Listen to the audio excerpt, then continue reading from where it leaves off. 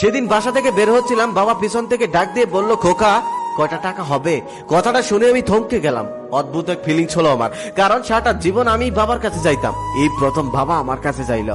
আমার বাবা কিছুদিন আগে রিটায়ার করেছে, বর্তমানে আমি ভালো একটা চাকরি করি। এই তো সেদিন এখন আমার স্পষ্ট মনে আছে, আমি যখন স্কুলে যেতাম বাবার কাছে টাকা চাইতাম। একদিন আমি বাবার কাছে গিয়ে বললাম, বাবা 2টা টাকা দাও। বাবা বললো, 2 টাকা দিয়ে কি করবি? আমি বললাম, আইসক্রিম কিনে খাবো। তখন 2 টাকা দিয়ে 4টা লাল রঙের আইসক্রিম পাওয়া যেত, আর 2টা নারকেলের আইসক্রিম।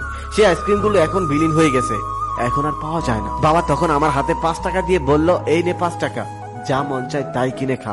আজবে ক্যারেক্টার বাবা মা, সারাটা জীবন শুধু সন্তানের কথাই ভেবে যায়, কখনোই নিজের কথা চিন্তা করে না, নিজের কথা ভাবে না। সন্তানের সুখের জন্য তারা যা ইচ্ছা তাই করতে পারে। তখন আমি ওয়ালেট থেকে 500 টাকা বের করে বাবার হাতে দিলাম। বাবা তখন বলল, আরে পাগল, এত টাকা দিয়ে কি করব?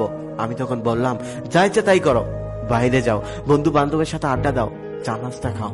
সেদিন বাবা কতটা খুশি হয়েছিল তা বলে বোঝানো যাবে না, বাবার চোখে জল এসে গিয়েছিল। তাই প্রত্যেকের উদ্দেশ্যে একটা কথা, বউ সন্তান পেয়ে বাবা মাকে ভুলে যাবেন না, বাবা মার পাশে দাঁড়ান, বাবা মাকে ভালোবাসা দিন, সময় মতো বাবা মায়ের জন্য কিছু করুন। আমি মনে করি এই পৃথিবীর কোনো কিছুই কারো হতে পারে না, যদি প্রিয় মানুষগুলোর জন্য সময় মতো কিছু নাই করা যায়, তাহলে কিসের চাকরি, কিসের ব্যবসা, কি হবে এত টাকা দিয়ে?